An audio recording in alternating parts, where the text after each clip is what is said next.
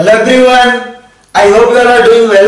मेरा नाम है प्रशांत सिंह और मैं स्वागत करता हूं आप सबका दक्षिणा ई क्लासरूम प्लेटफॉर्म पे। तो गाइस, आज हम डिस्कस करने वाले हैं केमिकल काइनेटिक्स का लेक्चर नंबर 6। लास्ट लेक्चर में यानी कि लेक्चर नंबर 5 में हम डिस्कस कर रहे थे अबाउट फर्स्ट ऑर्डर काइनेटिक्स। ठीक है, तो लेक्चर स्टार्ट करें उससे पहले आई होप आप सभी स्वस्थ मस्त जबरदस्त होंगे, सोशल डिस्टेंसिंग मेंटेन कर रहे होंगे और अपना और अपने फैमिली का ध्यान रख रहे होंगे। स्टार्ट करेंगे आज का लेक्चर। हाथ में लीजिए पेन एंड पेपर एंड चेहरे पर रखिए एक बड़ी सी स्माइल। राइट, तो लेक्चर में सबसे पहले हम करेंगे कुछ questions based on first order reaction जो हमने लास्ट लेक्चर में पढ़ा था। तो पहले हम सॉल्व करेंगे क्वेश्चन क्या है। क्वेश्चन में पूछ रहा है, आपको दिया हुआ क्वेश्चन क्या है, गिवन है फर्स्ट ऑर्डर रिएक्शन। गिवन है फर्स्ट ऑर्डर रिएक्शन, आपको फर्स्ट ऑर्डर रिएक्शन दिया हुआ है। गिवन है फर्स्ट ऑर्डर रिएक्शन, गिवन है फर्स्ट ऑर्डर रिएक्शन। क्वेश्चन आपका एआईपीएमटी 2004 का है, यहाँ पे एआईपीएमटी में आ चुका है, प्रीवियस ईयर नीट में आ चुका है। क्वेश्चन में 2004 का क्वेश्चन है। गिवन है first order reaction, first order का रिएक्शन दिया हुआ, बोल रहा है कि जो टाइम टेकन है, time taken to change in concentration, to change in concentration from 0.8 molar to 0.4 molar, 0.8 molar to 0.4 molar is 15 minute, is 15 minute. आपको दिया क्या है, आपको दिया एक फर्स्ट ऑर्डर रिएक्शन, दिया आपको एक फर्स्ट ऑर्डर रिएक्शन। ठीक है, तो हमने अपने आप को सबसे पहले इंपॉर्टेंट जो दिया हो क्वेश्चन में, इंपॉर्टेंट फ्रेजेस पे हमेशा टिक करना चाहिए। तो अपने को दिया एक फर्स्ट ऑर्डर रिएक्शन, ठीक है, और दिया है कि आपका 0.4 मोलर से 0.8 मोलर से 0.4 मोलर होने में आपका 15 मिनट लग रहा है। राइट, गिवन है first order reaction, time taken to change in concentration from 0.8 molar to 0.4 molar is 15 minute. Right, कह रहा है कि how much time it will take, how much time it will take to change in concentration from 0.01 molar to 0.1 molar to 0.25 molar। ठीक है, 0.1 molar से 0.025 molar होने में कितना टाइम लगेगा ये पूछ रहा है आपसे। ठीक है, आपको दिया फर्स्ट ऑर्डर रिएक्शन है, आपको क्या दिया हुआ, फर्स्ट ऑर्डर रिएक्शन है। आपको ये भी दिया कि 0.8 मोलर से 0.4 मोलर होने में टाइम कितना लगेगा। ठीक है, तो एक बात बताओ कि 0.8 मोलर हमारा इनिशियल कंसंट्रेशन है, वहां से अपने को 0.4 मोलर हो रहा है। ठीक है, आपका रिएक्टेंट का कंसंट्रेशन 0.8 से कहां हो रहा है, 0.4 मोलर हो रहा है। इसमें टाइम कितना लगने वाला है, इसमें जितना टाइम लगता है उसको हम कहते हैं हाफ लाइफ टाइम या टी हाफ कहते हैं। तो इसमें जो टाइम लगेगा वो आपका क्या, टी हाफ, यानी कि हाफ लाइफ टाइम है। और हाफ लाइफ टाइम आपको दिया कितना है, 15 मिनट है। टी हाफ कितना है आपका, 15 मिनट है। T half is equal to 15 minute, सीधा सीधा है। यानी कि टी हाफ फर्स्ट ऑर्डर में क्या होता है, टी हाफ का मतलब होता है जितना कंसंट्रेशन है उसका आधा। ठीक है, हमको टाइम कहां से कहां निकालना है, 0.1 मोलर से 0.025 मोलर का निकालना है, 0.1 मोलर से 0.025 मोलर का निकालना है। राइट, अब देखो 0.1 मोलर से देख लेते हैं, 0.1 मोलर से इसका आधा होने में, 0.1 मोलर का आधा होने में, 0.1 मोलर का आधा होने में कितना टाइम लगेगा, जो आपका टाइम लगेगा वो लगेगा 0.1, आपका कंसंट्रेशन आएगा 2, इसमें टाइम लगेगा आपका हाफ लाइफ टाइम जितना है 15 मिनट लगेगा। पीएस टेक्निक याद करने की कोशिश करो, कितना टाइम लगेगा आपका, 15 मिनट लगेगा। राइट, फिर देखो नेक्स्ट इसका हाफ होने में आप अगर इसको करो तो कितना लगेगा, 15 मिनट लगेगा। कितना लगेगा, 15 मिनट लगेगा। आपका 0.1/4 आ जाएगा, और 0.1/4 इज नथिंग बट 0.025 मोलर। तो टोटल आपका 0.1 से 15 मिनट लगा इसको आधा होने में, 0.1 से 15 मिनट लगा आपको 0.05 मोलर होने में, और नेक्स्ट 15 मिनट में इसको लगेगा क्या, 0.025 होने में। यानी कि ओवरऑल जो टाइम लग रहा है आपको कितना लग रहा है, ओवरऑल जो टाइम लग रहा है कितना लग रहा है आपको, 30 मिनट लग रहा है। कितना लग रहा है आपको, 30 मिनट लग रहा है। तो 30 minute will be the correct answer. Right, काफी इजी है। नेक्स्ट आपका कह रहा है कि ये फर्स्ट ऑर्डर रिएक्शन है, फर्स्ट ऑर्डर रिएक्शन है एक फर्स्ट ऑर्डर रिएक्शन है, ठीक है। आपको इनिशियल कंसंट्रेशन दिया हुआ है ए नॉट, इनिशियल कंसंट्रेशन कितना है ए नॉट, आपसे बोल रहा और आपको दिया half life time, T half दिया हुआ है आपको 15 मिनट दिया हुआ है। ये क्वेश्चन आपका जेईई मेंस 2014 का है, जेईई मेंस 2014 ऑनलाइन का है, जेईई मेंस ऑनलाइन 2014 का क्वेश्चन है ये, ठीक है। फर्स्ट ऑर्डर रिएक्शन दिया हुआ है ए नॉट और टी हाफ आपको दिया हुआ 15 मिनट, ठीक है। बोल रहा है कि how much concentration will left, how much reactant, in fact लिखो how much reactant will left, how much reactant will left after 1 hour of the reaction, after 1 hour, after 1 hour, after 1 hour कितना reactant आपका बचेगा। Option से आपके पहला option दिया हुआ था, पहला ऑप्शन दिया हुआ था आपका 1/2 of the initial concentration, half of the initial concentration, half of the initial concentration,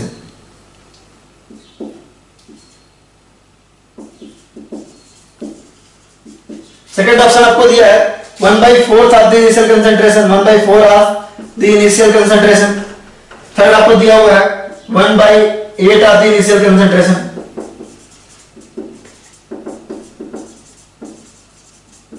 fourth option आपको दिया हुआ था 1/16 of the initial concentration. Total आपको जल्दी से 5 सेकंड के अंदर अंदर इसको सॉल्व करो।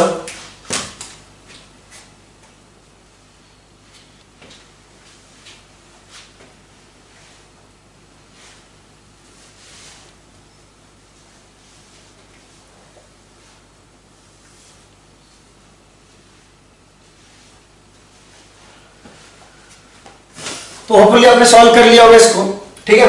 तो हम इसका सॉल्यूशन देखेंगे, बहुत आसान है ये। तो आपसे पूछ रहा है कि इसका हाफ लाइफ टाइम कितना है, 15 मिनट है ना, दिया हुआ है आपको, और पूछ रहा है 1 घंटे बाद कितना कंसंट्रेशन बचेगा।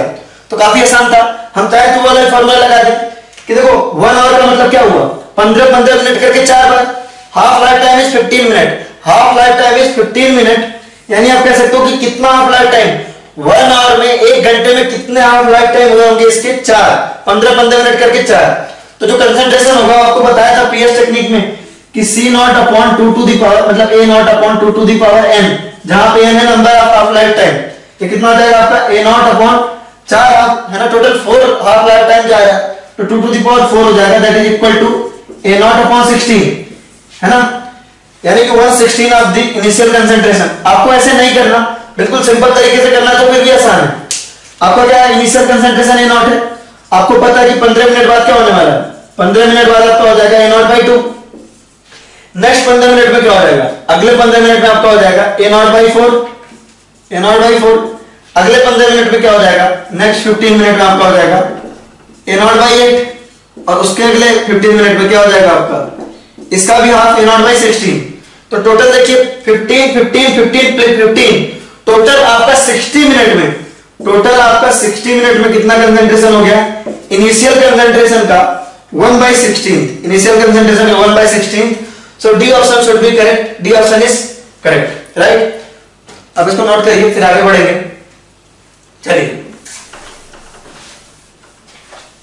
अब देखो, मैंने आपको बोला था कि हर जगह आपका पीएस टेक्निक काम नहीं आएगा, तो डेफिनेट सी बात है कई ऐसी जगह होंगी जहां हमें फॉर्मूला लगाना ही पड़ेगा, है ना, और उसमें कोई बुराई नहीं है, क्योंकि ये सब भी हमारा फॉर्मूले से होगा।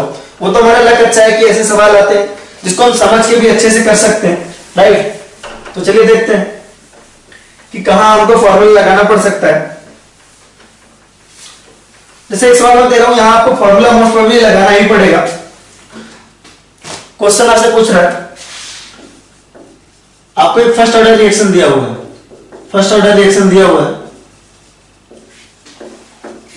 अगर नहीं दिया होगा तो कहीं ना कहीं से हिंट आप निकालने की कोशिश करोगे, कभी आप के की यूनिट से निकालोगे, कभी आप लैंग्वेज से निकालोगे, कभी आपको रिएक्शन याद होगी। जो रिएक्शन मैंने आपको लिखा है, जो रिएक्शन लिखा है मैंने, वो याद करने की कोशिश करें, है ना, वो आपको याद रहना चाहिए। जीरो ऑर्डर और फर्स्ट ऑर्डर के एग्जांपल आपको याद रहने चाहिए, उसको याद करने की कोशिश करना। आपको एक फर्स्ट ऑर्डर रिएक्शन दिया हुआ है, बोल रहा है कि it takes 360 minutes, it takes 360 minutes, 366 minutes, it takes 366 minutes in 90% of decomposition, in 90% of decomposition of reactant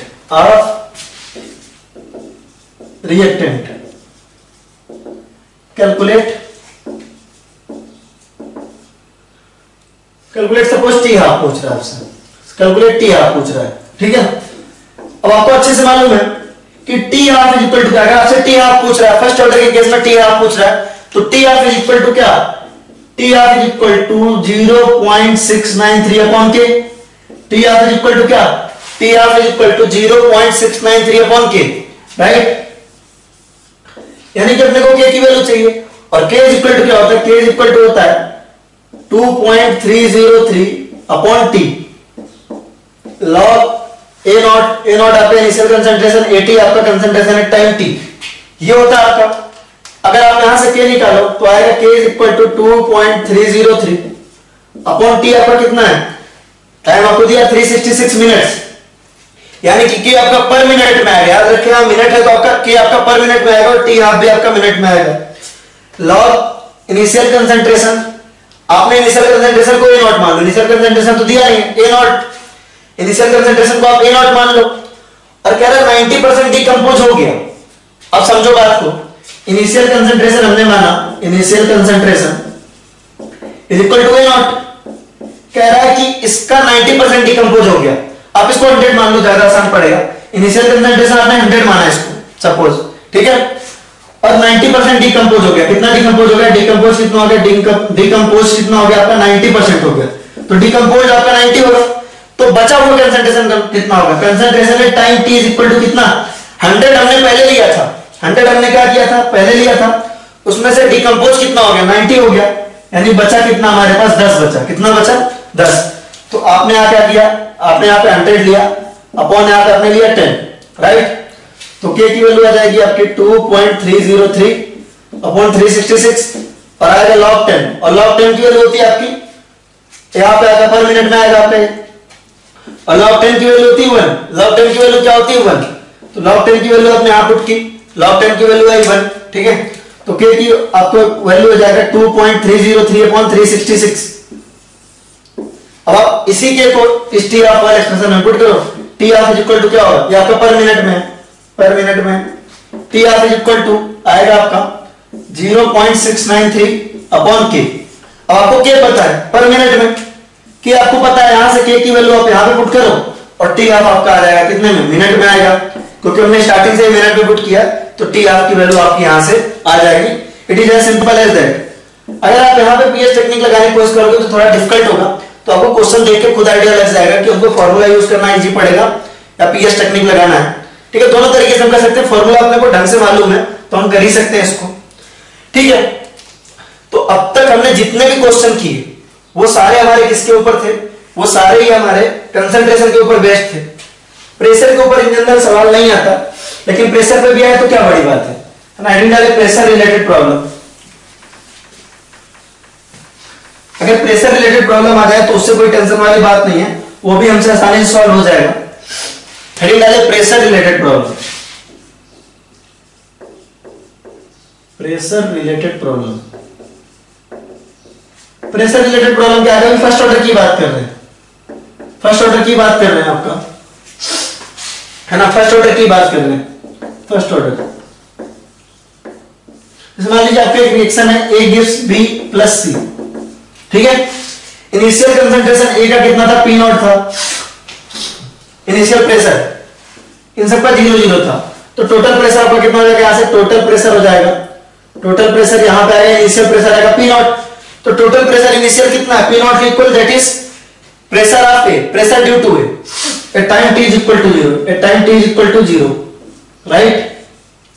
अब time T is equal to T पे देखो, time T is equal to T पे देखोगे तो प्रेशर आएगा कुछ ना कुछ तो उधर जाएगा, तो पी नॉट में से आप इधर से पी निकालोगे और यहां आएगा आपका पी, यहां आएगा आपका पी, तो जो टोटल प्रेशर हो जाएगा that will be equal to P naught minus P plus P, right, that will be equal to P naught plus P, ये आपका टोटल प्रेशर है।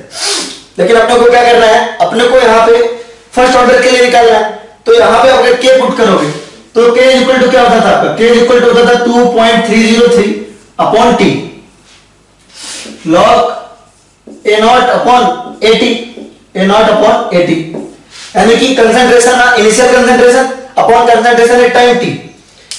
तो अगर आप यहां से देखो प्रेशर के टर्म में इसको लिखना चाहो तो आएगा T 2.303 upon T log A not आपका क्या, मतलब यहां पे प्रेशर के टर्म में लिखना, तो इनिशियल प्रेशर ए का कितना है पी नॉट, और ए का ही आपका फाइनल प्रेशर लिखना। देखो ए के टर्म में निकाल लेना, रिएक्टेंट के टर्म में निकाल रहे हैं, तो ए का आपका इनिशियल प्रेशर कितना था पी नॉट, और ये है आपका PT at time T. A का प्रेशर कितना है PT, that is equal to आपका पीटी, और पीटी इज इक्वल टू क्या, K is equal to 2.303 upon T log P naught upon P naught minus P, right. आप आराम से ऐसे क्वेश्चन लगा सकते हो। तो बहुत आसान है, आपको कुछ नहीं करना है, कंसंट्रेशन की जगह क्या लिखना है, सिर्फ प्रेशर रखना है, और यहाँ पे थोड़ा सा केमिकल इक्विलिब्रियम वाले कॉन्सेप्ट का यूज होगा हमारा, है ना। तो आप इसको नोट करिए, आगे बढ़ेंगे फिर।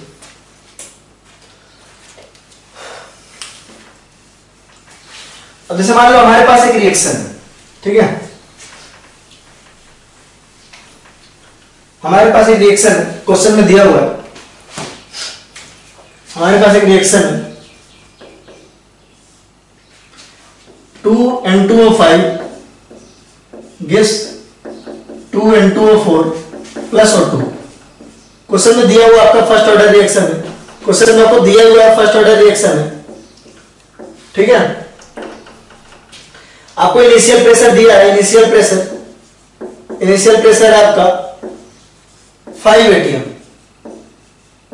ठीक है, और आपको दिया हुआ है final pressure after time T, pressure after time T दिया हुआ, प्रेशर आफ्टर टाइम टी, ये टोटल प्रेशर आपका, total pressure after time T,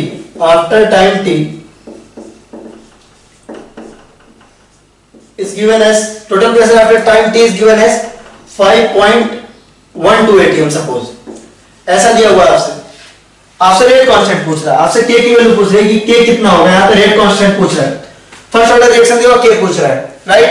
तो देखिए कैसे होगा ये क्वेश्चन। आप क्या करोगे, आप इस रिएक्शन को लिखो सिंपल, आपका आएगा 2N2O5 gives 2N2O4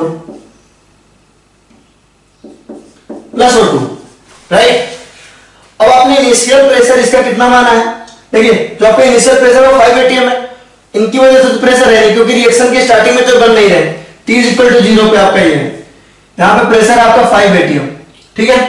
T is equal to T पे क्या होगा, T is equal to T पे होगा आपका, यहां से आपका देखिए चूंकि यहां पे 2 मोल है, इसकी स्टोइकियोमेट्री कितनी है 2, तो यहां से आप निकालोगे कितना 2p, इतना आपको केमिकल इक्विलिब्रियम में याद होगा, यहां से आपको क्या निकालना है 2p निकालना है, 2 मोल से इसका 2 मोल मिल रहा है, तो यहां पे आपका बनेगा 2p, राइट। ये तो आपको याद होगा ढंग से, 5 माइनस 2p गिव्स आपका प्रेशर 2p, और इसकी वजह से p, तो इनिशियल प्रेशर आपका 5 atm में आता, और यहां पे कितना जाएगा टोटल प्रेशर की वैल्यू यहां से आ जाएगी आपकी, टोटल प्रेशर की वैल्यू आएगी 5 minus 2p plus 2p minus plus p, यहां से 2p से 2p कैंसिल आएगा 5 प्लस p, और आपको टोटल प्रेशर की वैल्यू दी हुई है, टोटल प्रेशर की वैल्यू कितनी दी हुई है आपकी 5.12 atm, तो यहां से आ जाएगा आपका 5 प्लस p गिव्स 5.12, है या नहीं। तो प्रेशर की वैल्यू आ जाएगी यहां से 0.12 atm, प्रेशर की वैल्यू कितनी आ जाएगी 0.12 atm, राइट, इतनी आ जाएगी, p की वैल्यू आ जाएगी इतनी, ठीक है। तो अब देखो आपका सिंपल हो गया ऐसे question, k is equal to क्या आएगा आपका, k is equal to 2.303 upon t, ठीक है, upon t, total pressure after time t, तो t के टर्म में निकालना, अगर यहाँ पे देख मान लो टाइम t की वैल्यू दी हुई है, मान लीजिए सपोज 25 सेकंड दिया हुआ, t की वैल्यू दी हुई है 25 सेकंड दिया हुआ, तो 2.303 upon t log p naught initial pressure, यहाँ पे लिख लो p naught upon p naught minus 2p, p naught minus 2p, p naught upon pt लिख लो साफ साफ, यहाँ पे p naught upon pt, right. k is equal to 2.303, time की वैल्यू दी आपको 25 सेकंड दिया हुआ है, लॉग p नॉट की वैल्यू आपकी 5 और p नॉट है ना, और pt की वैल्यू है आपकी कितनी 5 माइनस 2p, यहां से आपकी k इज इक्वल टू आएगा 2.303 25 log 5 upon 5 minus 2 into P की वैल्यू निकल गई, तो 2p की जगह आप p की वैल्यू रख दोगे, यहां पे 2p में आप p की वैल्यू रख दोगे, तो p की वैल्यू है आपकी 0.12 atm, ये आ जाएगी। और सेकंड में दिया टाइम, फर्स्ट ऑर्डर रिएक्शन है तो k की यूनिट आएगी आपकी सेकंड इनवर्स में, है ना। इसको सॉल्व कर लेंगे तो आगे आ जाएगा, ठीक है। k इज इक्वल टू क्या है आपका 2.303 upon 25 log 5 upon 5 minus 2 into 0.12। अब इसको सॉल्व करेंगे, यहाँ पे 4.76 आ जाएगा, आसान है। k की वैल्यू आ जाएगी। अगर हमसे t हाफ भी पूछा होता तो क्या होता, अगर हमसे t हाफ पूछा होता, ठीक है, तो t हाफ भी निकल जाता, t half is equal to क्या 0.693 upon k, it is t half, right. इसको आप नोट करो। तो ये था आपका फर्स्ट ऑर्डर रिएक्शन, है ना। खूब आपको प्रैक्टिस करना है, जितना प्रैक्टिस करोगे उतना ही आपका कॉन्सेप्ट क्लियर होगा। बिल्कुल सिंपल सी बात है, आसान सी बात है।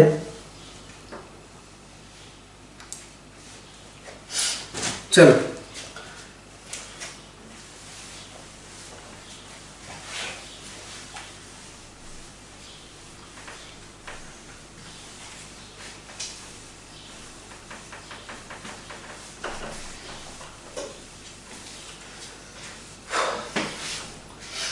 अब आगे हम पढ़ेंगे। ये आपका फर्स्ट ऑर्डर इंपॉर्टेंट था, थोड़ा सा जीरो ऑर्डर इंपॉर्टेंट है, फिर आपका फर्स्ट ऑर्डर इंपॉर्टेंट था। सेकंड और थर्ड ऑर्डर वगैरह इतना इंपॉर्टेंट नहीं है, ना ही उससे कभी प्रीवियस ईयर में क्वेश्चन आए, लेकिन डोंट वरी, उसके लिए मैं आपको शानदार टेक्निक बताने वाला हूं। आप किसी भी ऑर्डर की रिएक्शन सॉल्व कर सकते हैं, ऐसे समझ लीजिए। इवन 5th 6th 7th इतने तक के ऑर्डर की रिएक्शन की आप रिएक्शन सॉल्व कर सकते हैं। शानदार टेक्निक बताने वाला हूं। अब समझो कि आपको मान लो दिया हो second order kinetics. Second order kinetics का क्या मतलब हुआ, सेकंड ऑर्डर काइनेटिक्स का मतलब हुआ, अगर आपसे बोला गया कि सेकंड ऑर्डर काइनेटिक्स है, डोंट वरी, इन सबके लिए आपको मिलेगा ट्रिक, है ना।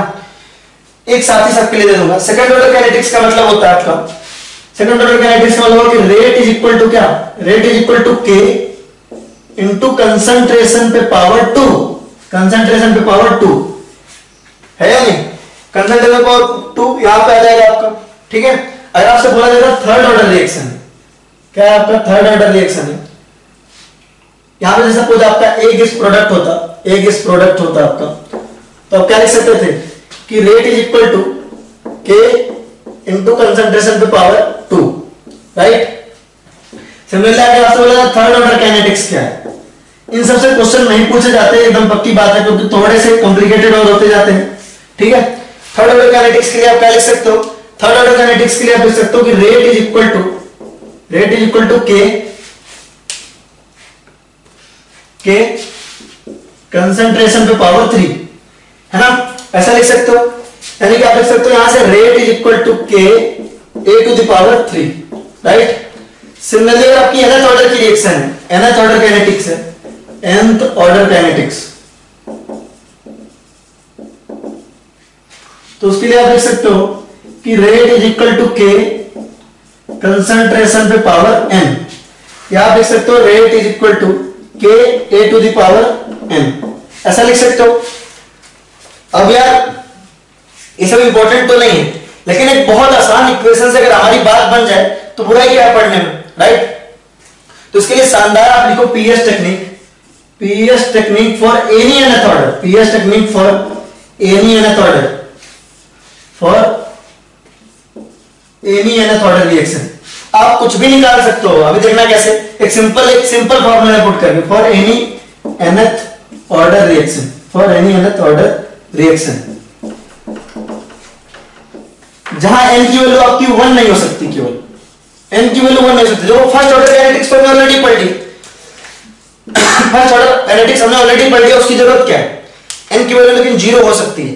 n की वैल्यू 0 पे भी ये फार्मूला लागू होगा, n की वैल्यू 2 3 4 5 6 सब पे, यानी किसी भी ऑर्डर की काइनेटिक्स पूछे, वैसे तो सेकंड ऑर्डर से आगे पूछेगा ही नहीं, 0 और फर्स्ट ऑर्डर ही पूछता है, सेकंड ऑर्डर अपने कोर्स में भी नहीं, इनफैक्ट आप एनसीईआरटी में देखोगे तो आपको मिलेगा, एनसीईआरटी में सेकंड ऑर्डर है ही नहीं।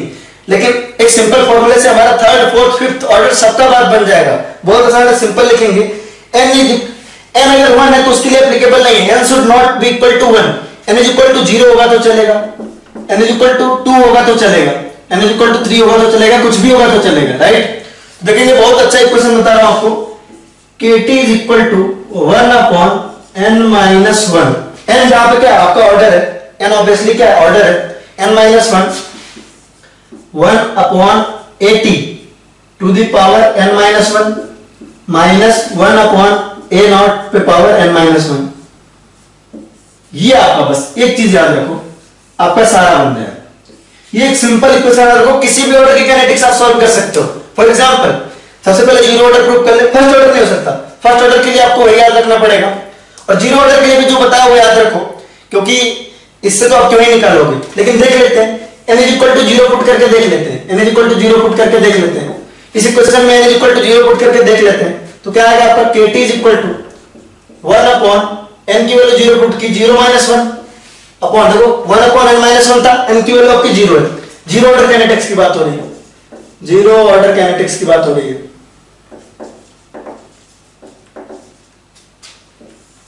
वरना आप सेकंड देखो, जीरो ऑर्डर के लिए बताने की जरूरत नहीं थी, जीरो ऑर्डर के लिए मुझे PS टेक्निक बताने की जरूरत नहीं, तो काफी आसान है, जीरो ऑर्डर में कुछ याद ही नहीं करना, बहुत सिंपल है।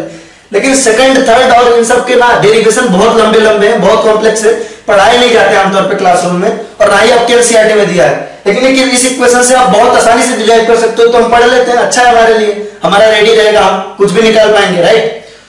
तो nth ऑर्डर किसी भी event 10th 11th 13th 14th किसी भी ऑर्डर की रिएक्शन आप यहां से निकाल सकते हो, है ना।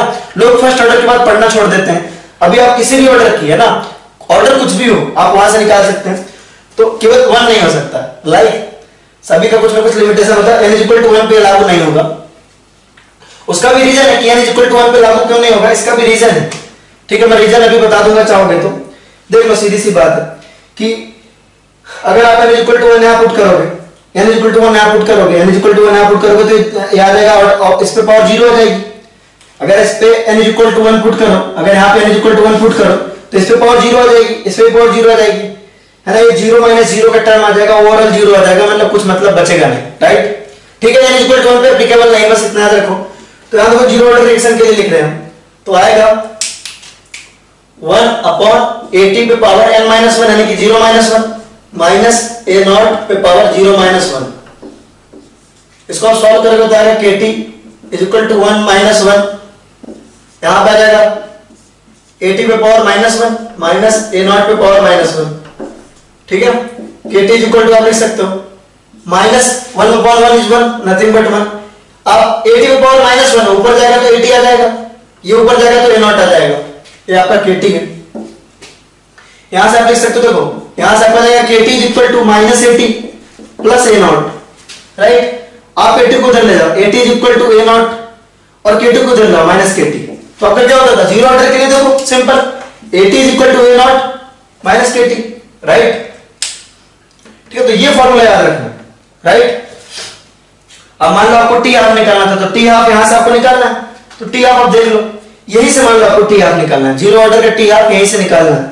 वैसे तो आप यहां से भी निकाल सकते हो T हाफ, कि अगर आप T हाफ पे चेक करो, है ना, T हाफ पे चेक करो, T हाफ पे AT की वैल्यू क्या हो जाएगी, AT की वैल्यू हो जाएगी आपकी A0/2, देख लो यहां से क्या जाएगा, A0/2 is equal to A0 - KT, KT half है नहीं, तो आप यहां से KT को इधर ले आओ, KT हाफ को इधर ले आओ, और A0 और इसको इधर ले आओगे A0/2, यहां से आप सॉल्व करोगे तो T half is equal to कितना आ जाएगा, T half is equal to आ जाएगा आपका A0/2 के। तो देखो आपका प्रूफ हो गया ये भी, राइट। इसको आप नोट करो कि सेकंड ऑर्डर काइनेटिक्स पढ़ रहे हैं, राइट। इसको आप नोट करो, ये बहुत इंपॉर्टेंट है, समझ इसको याद रखोगे तो आपकी सारी बात बन जाएगी। अगर कभी सेकंड ऑर्डर काइनेटिक्स वगैरह का क्वेश्चन आया तो आपका फायदा हो जाएगा, राइट। वरना 50 तरह के फॉर्मूले लिखवा देते हैं, मतलब सेकंड ऑर्डर काइनेटिक्स ऐसा नहीं, बहुत जगह पढ़ाते भी हैं, लेकिन 1000 तरह के फॉर्मूले लिखने से अच्छा है कि डायरेक्ट आप इसको याद रखो, राइट। चलो नेक्स्ट हम देखेंगे सेकंड ऑर्डर काइनेटिक्स में इसी को पुट करेंगे।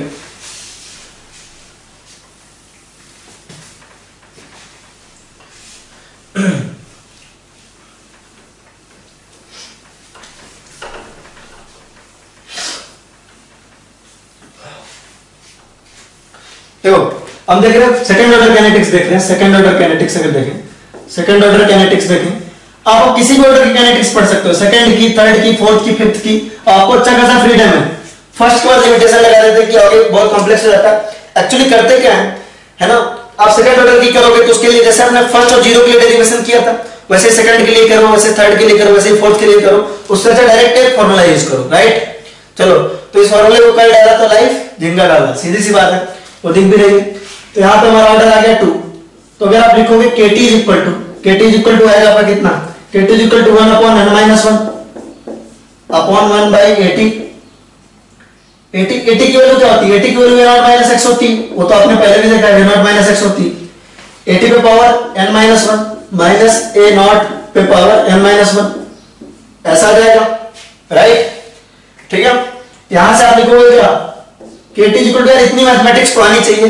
n की वैल्यू आपने पुट किया, n की वैल्यू आपकी 2 है, 2 माइनस 1, n की वैल्यू 2 पुट किया आपने, 2 माइनस 1 इज 1, ठीक है, अपॉन आपने यहां पुट किया 80 n minus 1, n minus 1 is what 1 minus a0 n minus 1 is what 1, ऐसा। KT इक्वल टू क्या आ जाएगा आपका 1 अपॉन 1 क्या आ जाएगा आपका 80 माइनस a0। आपने इसको सॉल्व किया, KT इज इक्वल टू, तो एक एक्सप्रेशन आपका यही हो गया, ठीक है। सेकंड ऑर्डर के लिए बुक्स में ऐसा लिखा हुआ नहीं मिलेगा, किस तरह से लिखा हुआ मिल सकता है बुक्स में, उसको देखेंगे। आप इसको मल्टीप्लाई कर लो तो आएगा आपका, यहां से आप इसको सॉल्व करोगे तो 80 a0 माइनस 80 आ जाएगा आपका ये, ठीक है। अब देखो KT इक्वल टू आप लिख सकते हो a0 इज सिंपल a0 और 80 आपको क्या होता है, 80 आपको क्या होता है, 80 is nothing but a0 minus x। 80 की जगह आपने पुट किया a0 minus x upon a0 और 80 की जगह आपने पुट किया a0 माइनस x, ठीक है। तो यहां से आप लिख सकते हो KT is equal to a0 से a0 कैंसिल, है ना। देखो आप इसको ऐसे लिखोगे a0 minus a0 plus x upon a0 minus x। तो यहां से आप लिख सकते हो KT is equal to x upon a0 minus x, simple, right. वैसे तो आप इसको याद रखो, बेस्ट है ना, इसको याद रखो, बेस्ट है, इसको भी आप याद रख सकते हो, आपको जो याद रखना है वो याद रखो, ठीक है। लेकिन सेकंड ऑर्डर काइनेटिक्स पे आमतौर पे सवाल आता ही नहीं है, ठीक है। अब मान लो, है ना, मान लो आपसे पूछा था कि सेकंड ऑर्डर के केस में टी हाफ कितना होगा, तो टी हाफ के लिए क्यों घबराना है, यहीं से आप डिराइव करो, डायरेक्ट यहीं से डिराइव करो। एट टी हाफ कितना होगा, एट टी हाफ, है ना, इसको ध्यान रखेंगे थोड़ा। At T half 80 will become equal to क्या, a0 by 2, 80 will become a0 by 2। यहां से पुट करो KT half is equal to, ये आसान होगा ना यहां से करना, KT half is equal to 1 upon 80 और 1 अपॉन 80 की वैल्यू क्या आ गई, a0 by 2 आ गई, राइट, माइनस 1 अपॉन a0। यहां से सॉल्व करो इसको, KT half is equal to 2 ऊपर जाएगा 2 upon a0 upon 1 upon a0। KT half will be equal to यहां से आपको 2 by a0 minus 1 by a0 is what 1 by a0। यहां से आपका T half इक्वल टू क्या आ जाएगा, T half इक्वल टू आ जाएगा 1 अपॉन a0 क्या आ जाएगा, 1 अपॉन a0 क्या आ जाएगा, देखो इसको, ठीक है, सिंपल। ये आपका आएगा सेकंड ऑर्डर काइनेटिक्स के लिए T half है या नहीं, सेकंड ऑर्डर काइनेटिक्स के लिए हमारा T half आ गया, T half will be equal to 1 upon a0 के, ठीक है। तो आप इसको नोट करो।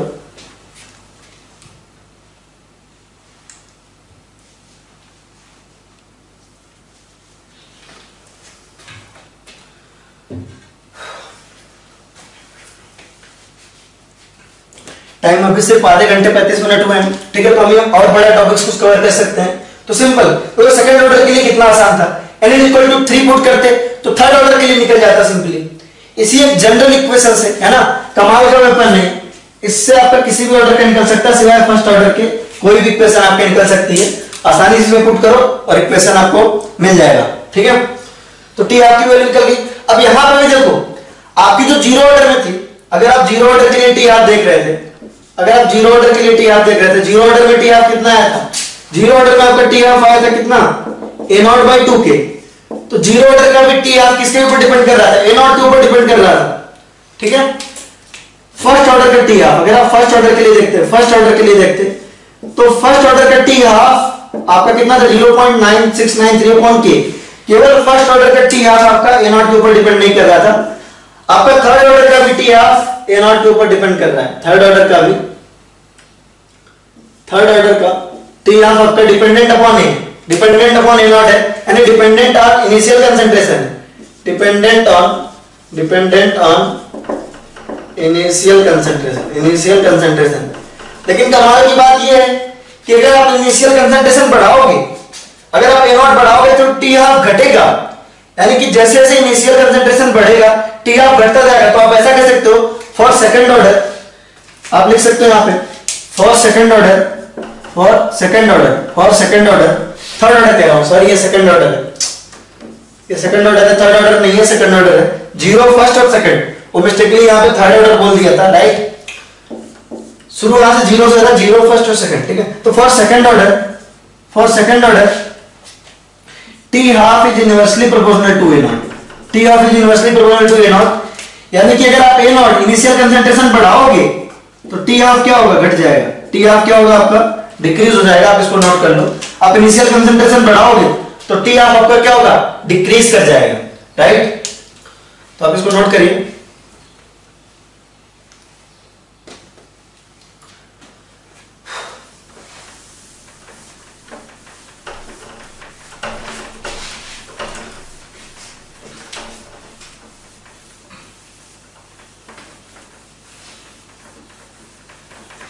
अब थर्ड ऑर्डर काइनेटिक्स, मतलब वैसे तो फर्स्ट पे रुक जाते हैं, एनसीईआरटी में तो केवल फर्स्ट तक दिया है और थोड़ा बहुत पढ़ाया भी जाता है तो सेकंड पढ़ाया जाता है, लेकिन आप चाहो तो थर्ड ऑर्डर लिखो, चाहे तो फोर्थ ऑर्डर लिखो, आपको जो मन करना वो लिखो। किसी भी ऑर्डर की काइनेटिक्स आपको पढ़नी है, आप आराम से वो इक्वेशन लिखो, वहां पे आप लिखो टी हाफ की वैल्यू निकल जाएगी, है ना, और इसकी भी वैल्यू निकल जाएगी आपकी आसानी से, राइट।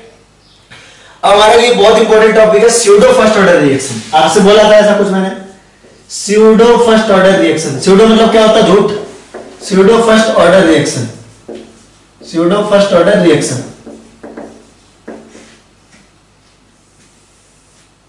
लिखेंगे। स्यूडो फर्स्ट ऑर्डर रिएक्शन क्या होता है इसको देखेंगे। स्यूडो फर्स्ट ऑर्डर मतलब क्या है कि भाई स्यूडो मतलब झूठ, तो ऐसी रिएक्शन जो देखने में आपकी फर्स्ट ऑर्डर ना लगे, है ना, जो देखने में सेकंड ऑर्डर लगे या ऐसा कुछ लगे, बट एक्चुअली में वो आपका फॉलो करे फर्स्ट ऑर्डर काइनेटिक्स, एक्चुअली में फॉलो क्या करें, फर्स्ट ऑर्डर काइनेटिक्स, ठीक है। तो लिखेंगे स्यूडो फर्स्ट ऑर्डर रिएक्शन किसको कहते हैं, लिखेंगे रिएक्शंस व्हिच सीम्स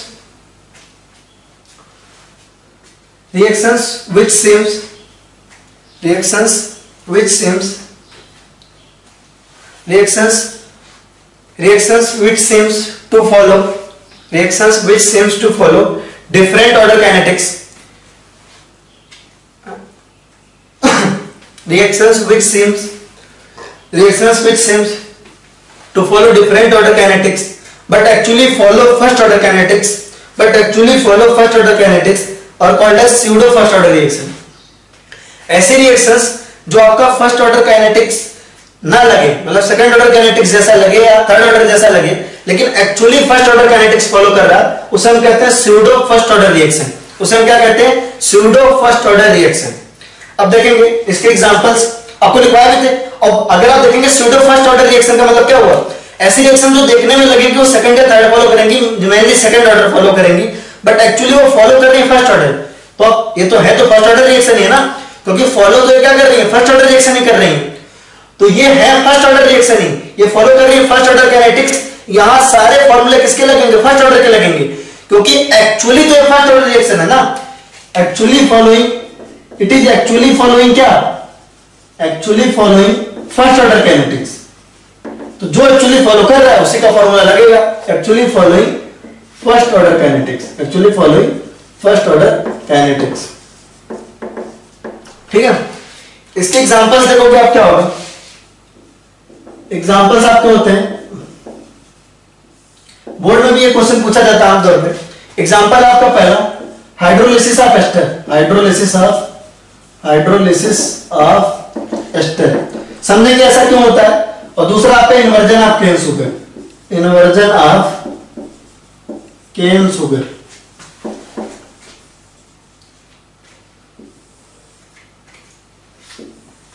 ठीक है, समझेंगे इसको। सीधी सी बात है, देखो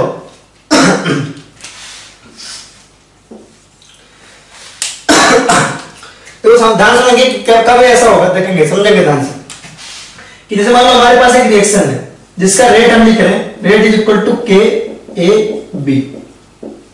KAB, ठीक है। अच्छे समझेंगे, हमारे पास ऐसा रेट है तो ये क्या कह रहा है, ये किस ऑर्डर की रिएक्शन है आपकी, ये 1 ये 1, ठीक है। तो देखने में जो आपको ऑर्डर होना चाहिए वो कितना होना चाहिए, 2 होना चाहिए, ऑर्डर से इक्वल टू 2। बट मान लो हमने कहा है ना, मान लो दो कंडीशन है, स्यूडो फर्स्ट ऑर्डर रिएक्शन होने की दो कंडीशन है। पहला कंडीशन है कि आपका एक रिएजेंट एक्सेस में, one of the reagent is in excess, या आप ऐसा कह सकते हो, दूसरा आप कह सकते हो कि catalyst is involve in rate law. दो कंडीशन में ऐसा होता है, तब जब आपका कोई एक रिएजेंट एक्सेस में हो या फिर आपका कैटालिस्ट रेट लॉ में इन्वॉल्व हो। कहने का क्या मतलब, समझेंगे ध्यान से। अब आपसे मैंने बोला, समझेंगे कि आपसे मैंने कहा कि भाई ये रिएक्शन हमारे देखने में तो सेकंड ऑर्डर की लग रही है, लेकिन आपसे मैंने कहा कि है ना, बी के बारे में बोल देते हैं कि बी आपका एक्सेस में है। अगर बी एक्सेस में है तो रेट क्या हो जाएगा आपका, रेट आपका हो जाएगा k a to the power 1 हो जाएगा आपका। तो इसका जो ऑर्डर हो जाएगा, इस रिएक्शन की जो ऑर्डर हो जाएगी वो एक्चुअली कितनी हो जाएगी, ऑर्डर 1 हो जाएगी। तो देखो सीधी सी बात थी कि आपका जो रेट था एक्चुअली में लग रहा था सेकंड ऑर्डर काइनेटिक्स, लेकिन बी एक्सेस में होने की वजह से क्या हो गया, फर्स्ट ऑर्डर काइनेटिक्स हो गया। ठीक है, अब समझेंगे बात को ध्यान से कि बी एक्सेस में होने की वजह से ऐसा हो क्यों रहा है। जैसे मान लो आपने रिएक्शन करवाया ए और बी से जो कि आपका सी दे रहा है। आपने स्टार्टिंग में इसके 1 मोल लिए और इसके आपने 10,000 मोल लिए। कितने लिए आपने, 10,000 मोल लिए। ठीक है, अब आपने कहा कि भाई इसका 1 मोल, इस है ना, ए का 1 मोल सी का 1 मोल बना रहा है बी के 1 मोल के साथ रिएक्ट करके। अब देखो आपने 0.5 मोल आप बी को रिएक्ट करवाया, आप ए को रिएक्ट करवाया, 0.5 मोल आप बी से, 0.5 मोल आप बी से, और आपका बनेगा क्या, 0.5 मोल आप सी बन जाएगा। तो ए का कंसंट्रेशन कितना चेंज हुआ, ए का कंसंट्रेशन 1 से हाफ हो गया, ए का कंसंट्रेशन 1 से हाफ हो गया। ए का कंसंट्रेशन कितना हो गया, यहां से हाफ हो गया। लेकिन बी के कंसंट्रेशन में कोई चेंज आया ही नहीं, बी के कंसंट्रेशन में कोई चेंज आया नहीं। बी को आपने एक्सेस में लिया, ठीक है, तो बी को एक्सेस में लेने से क्या होगा, मैं ये समझाने की कोशिश कर रहा हूं कि देखो आपने एक रिएक्शन कराया ए से बी जो कि आपका सी दे रहा है। ठीक है, तो आपने ऐसा कहा कि भाई ए का 1 मोल बी के 1 मोल के साथ रिएक्ट करके सी बनाएगा, ए का 1 मोल बी के, ये सब नोट करेंगे अच्छे से, ए का 1 मोल बी के 1 मोल के साथ रिएक्ट करके सी बनाएगा। सही बात है। थोड़ी देर बाद आपने ऑब्जर्व किया कि ए का कंसंट्रेशन आधा हो गया, 50% का डिक्रीज हुआ, 50% का डिक्रीज हुआ। तो भाई 0.5 मोल आप ए ने रिएक्ट किया, 0.5 मोल आप बी से, तो ए के कंसंट्रेशन में डिक्रीज हुआ 50% का। ए में डिक्रीज आपका 50% का हुआ, लेकिन बी में डिक्रीज 10,000 में से आधा, लगभग 0। बी में से भी आपका क्या, बी में आपका क्या आ रहा है, 10,000। देखो ए का कंसंट्रेशन हाफ बचा, एक में से आधा गया, आधा बचा, और बी का कंसंट्रेशन 10,000 में से आधा गया। तो 10,000 में से आधा मतलब जो डिक्रीज है वो लगभग 0 है। तो बी के कंसंट्रेशन को आप क्या मान सकते हो, लगभग कांस्टेंट मान सकते हो। लगभग क्या मान सकते हो, बी का कंसंट्रेशन कांस्टेंट है ना। और ऐसा कब होगा, आपका जब रिएजेंट एक्सेस में हो, या आप कह सकते हो एक्सेस में कब हो सकता है, जब इसी का सॉल्वेंट हो, जब ये सॉल्वेंट वगैरह के फॉर्म में प्रेजेंट हो, जब ये सॉल्वेंट खुद हो, है ना, पूरा एक्सेस में, तो उसका कंसंट्रेशन ओवर टाइम लगभग चेंज हो ही नहीं रहा। तो आप क्या लिख सकते हो, यहां से आप लिख सकते हो रेट इज इक्वल टू, ध्यान देंगे यहां पे बहुत इंपॉर्टेंट है, rate is equal to K ए पे पावर 1 और बी पे पावर 1, बी पे पावर 1। अब एक्चुअली क्या है कि आप इसको ऐसे लिख सकते हो, देखो rate is equal to K B पे power 1 A to the power 1 लिख सकते हो। आपको पता है के क्या है, के एक कांस्टेंट है, के एक कांस्टेंट है, ठीक है। और बी भी ओवर द टाइम क्या हो रहा है आपका, लगभग 0 चेंज हो रहा है, कुछ चेंज हो ही नहीं रहा है। तो इसको भी एक आप कांस्टेंट मान सकते हो, बहुत इंपॉर्टेंट है, इसको ध्यान देंगे। तो ओवरऑल आपका जो रेट है वो आपका क्या होगा, एक दूसरा कांस्टेंट आप मान लो के डैश, जो कि किसके इक्वल है, K B dash K, that will equal to A to the power 1। तो रिएक्शन एक्चुअली में लग तो सेकंड ऑर्डर की नहीं है 1-1, लेकिन एक बी के एक्सेस में होने की वजह से ये कौन सा ऑर्डर फॉलो कर रही है? फर्स्ट ऑर्डर काइनेटिक्स फॉलो कर रही है। और यहां बहुत इंपॉर्टेंट है, जो K डैश की वैल्यू है that is equal to K into B का कंसेंट्रेशन। ये इंपॉर्टेंट है, इसको ध्यान देंगे, ठीक है। इसको बकायदा अच्छे से नोट कर लीजिए, फिर हम आगे बढ़ेंगे।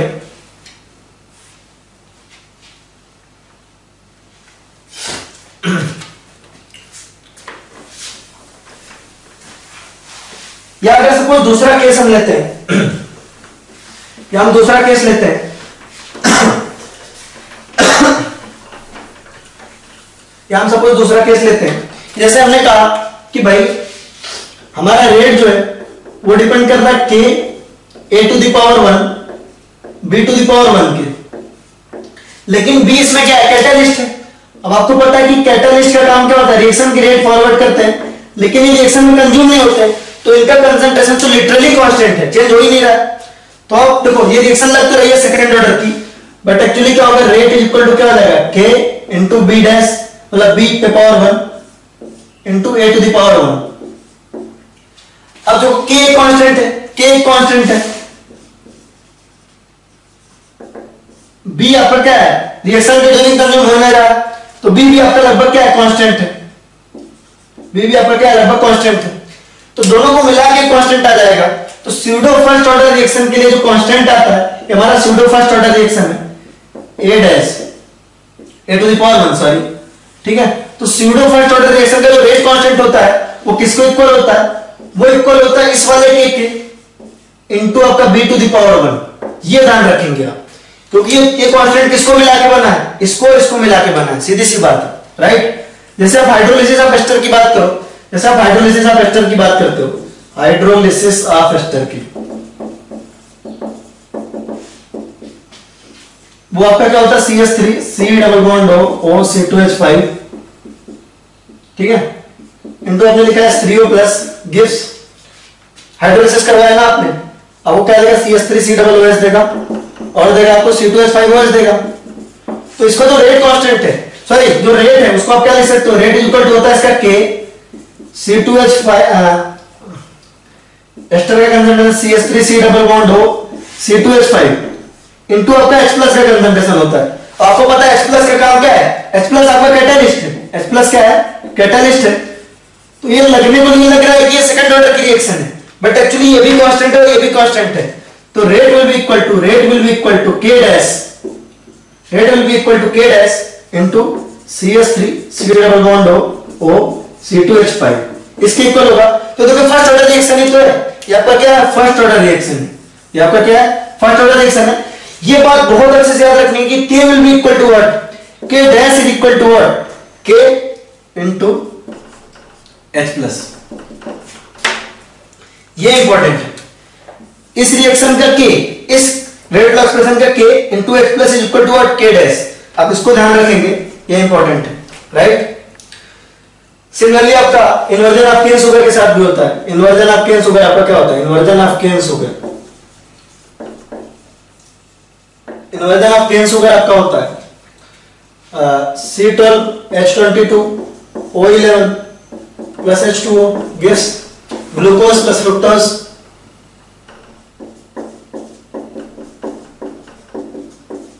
ग्लूकोज प्लस फ्रुक्टोज देता है। इसके लिए भी सेम कहानी आती है, ठीक है। तो जो रेट होता है दैट इज इक्वल टू क्या? K C12H22O11 into H2O। Actually जो रेट होगा वो किसके इक्वल हो जाएगा? आपका क्या होगा? K डैश इंटू C12H22O11 के इक्वल हो जाएगा। तो K डैश की वैल्यू आएगी, क्योंकि ये दोनों क्या है? मिला के कांस्टेंट बनाएंगे, ये दोनों मिला के कांस्टेंट बनाएंगे। तो जो K डैश की वैल्यू आएगी that will be equal to K into H2O का कंसंट्रेशन, ठीक है। अब इसको नोट करिए, ठीक है। ये इनको ऊपर डिपेंड नहीं करते, दोनों कांस्टेंट है, मिला के एक नया कांस्टेंट बनाएंगे। ये बहुत इंपॉर्टेंट है, ये भी आपके लिए इंपॉर्टेंट है, ध्यान रखेंगे इसको। ये कांस्टेंट प्लस ये कांस्टेंट मिला के ये बनाएंगे, राइट। इसको आप नोट करिए, फिर आगे बढ़ेंगे। तो हमने काइनेटिक्स की स्टडी कर ली कि काइनेटिक्स हमारा कैसे चल रहा है। अब हम देखेंगे कौन कौन से हमारे एक्सपेरिमेंटल मेथड है जिसके थ्रू हम रेट निकाल सकते हैं, ठीक है। एक बार टाइम देख लेते हैं कितना हुआ। टाइम अभी अच्छा खासा हमारे पास, ठीक है। हम आगे कवर कर सकते हैं अभी।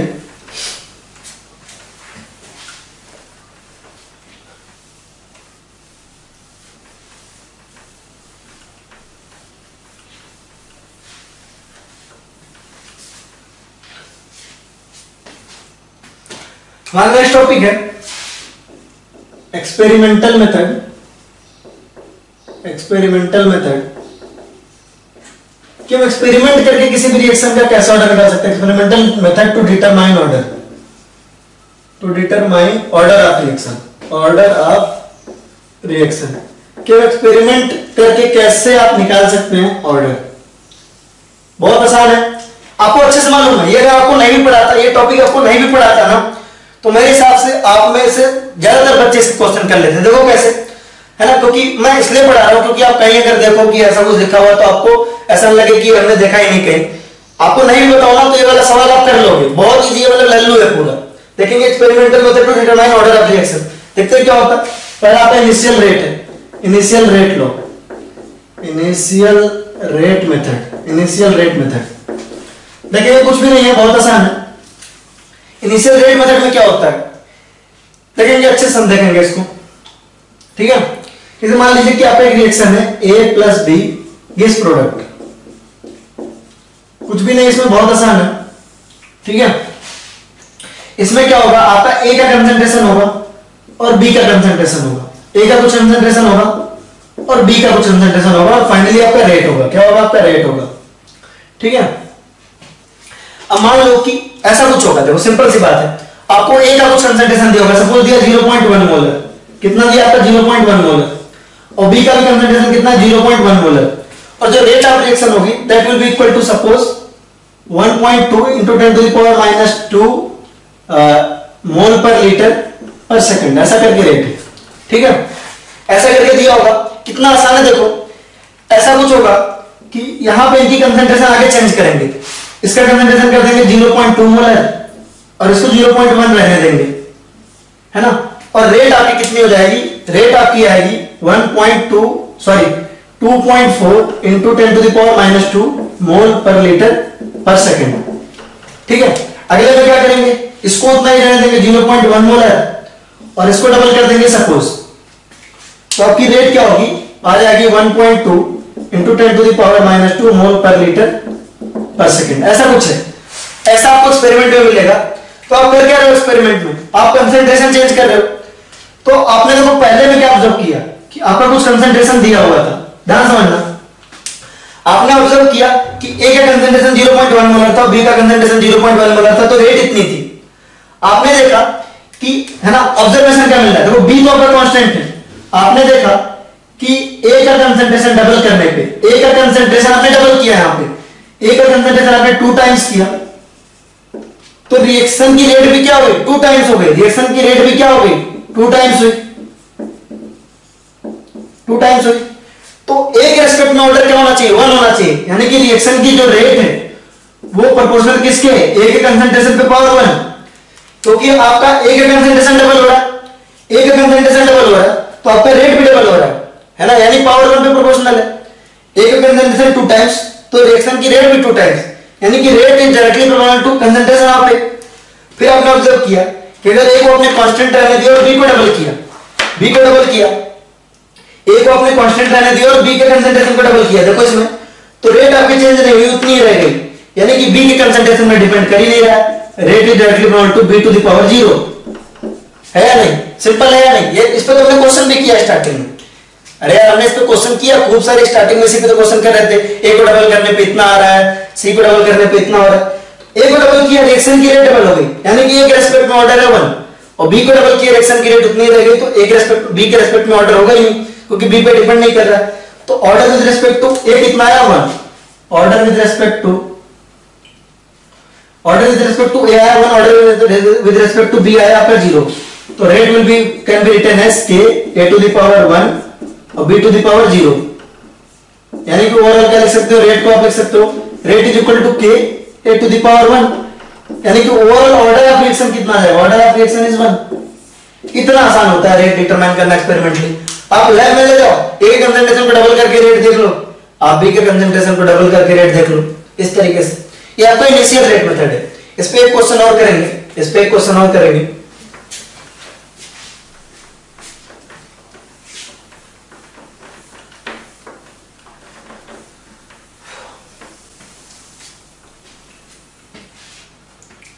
देखेंगे कि आपको ए का कंसंट्रेशन दिया हुआ है, ठीक है, आपको क्या दिया हुआ है, ए का कंसंट्रेशन दिया हुआ है और बी का कंसंट्रेशन दिया हुआ है, ठीक है, और आपको दिया हुआ रेट, ठीक है। ध्यान देंगे ए का कंसंट्रेशन कितना है, सपोज आपका ए का कंसंट्रेशन स्टार्टिंग में है 0.01 मोलर और बी का कंसंट्रेशन आपका 0.02 मोलर, ठीक है, और रेट ऑफ रिएक्शन स्टार्टिंग की आपकी 5 × 10⁻² मोल पर लीटर पर सेकंड, ऐसा करके आपको दिया हुआ, ठीक है। अगले में आपको दिया कि अगर ए को आपने किया 0.03 और इसको आपने कांस्टेंट रहने दिया तो रेट आपका हो गया कितना, 45 × 10⁻² मोल पर लीटर पर सेकंड। अगले में आपको आपने इसको कांस्टेंट रहने दिया, ठीक है, आपने इसको कांस्टेंट रहने दिया और इसको आपने कर दिया डबल, तो रेट आपकी होगी 10 × 10⁻² मोल पर लीटर पर सेकंड। आपको ऑर्डर बताना है रिएक्शन की, इसको आप 1 सेकंड में ट्राई करिए।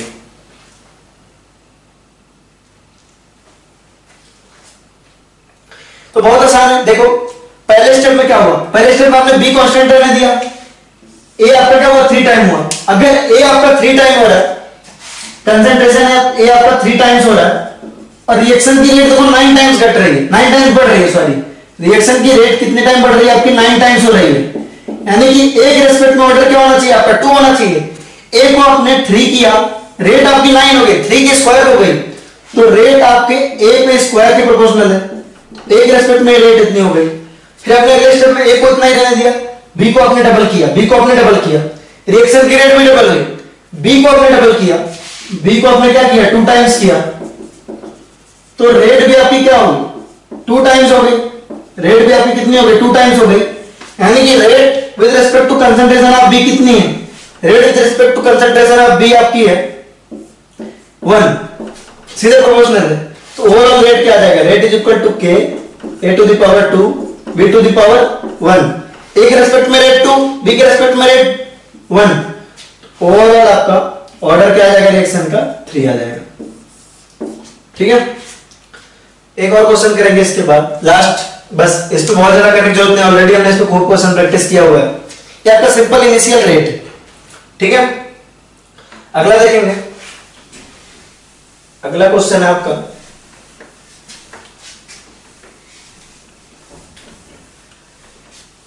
कि आपको ए का कंसंट्रेशन दिया हुआ, सपोज ए का कंसंट्रेशन आपका 2 मोलर और बी का कंसंट्रेशन आपका 3 मोलर और रिएक्शन की रेट है आपकी सपोज 1.5 × 10⁻² मोल पर लीटर पर सेकंड, ऐसा करके क्वेश्चन है आपका। आपने ऑब्जर्व किया कि ए के कंसंट्रेशन को आपने 4 मोल किया और इसको ऐसे ही रहने दिया, तो आपका रिएक्शन की जो रेट आई हुआ है 3 × 10⁻² मोल पर लीटर पर सेकंड। फिर हमने क्या किया, इसको 4 मोल रहने दिया, इसको आपने 6 मोलर कर दिया, तो आपकी रिएक्शन की रेट आ गई 6 × 10⁻² मोल पर लीटर पर सेकंड। आपको ए और बी के रेस्पेक्ट में ऑर्डर बताना है। तो आपने देखा पहले में आपने ए को कांस्टेंट रख के बी को कांस्टेंट रख के ए को डबल किया, ए को आपने कितना किया 2 टाइम्स किया, ए को आपने कितना किया 2 टाइम्स किया, आपका रेट भी क्या हुआ 2 टाइम्स हुआ, रेट भी आपका कितना हुआ 2 टाइम्स हुआ, तो रेट आपका क्या हुआ is directly proportional to A to the power 1, ठीक है। फिर देखा आपने अगले में हमने बी को ट्वाइस किया, लेकिन अब यहां से ए को आपने यहां से कांस्टेंट रहने दिया, ध्यान देंगे ए को आपने यहां से कांस्टेंट रहने दिया, 4 मोलर का 4 मोलर ही रहने दिया, तो रिएक्शन में आपने 3 से 6 किया, आपने इसको 3 मोलर से 6 मोलर किया, तो यहां से देखेंगे रिएक्शन आपकी 3 से कहां आ गई 6 पे आ गई, रिएक्शन 3 से कहां आ गई 6 पे आ गई। ए को कांस्टेंट रहने दिया तो रिएक्शन आपकी 3 से कहां आ गई 6 पे आ गई, तो बी को आपने अगर 2 टाइम्स किया तो रिएक्शन में आपने क्या हो रही है, बी को आपने क्या किया 2 टाइम्स किया, तो रेट आपका क्या हो रहा है, रिएक्शन की रेट क्या हो रही है आपकी 2 टाइम्स हो रही है ना।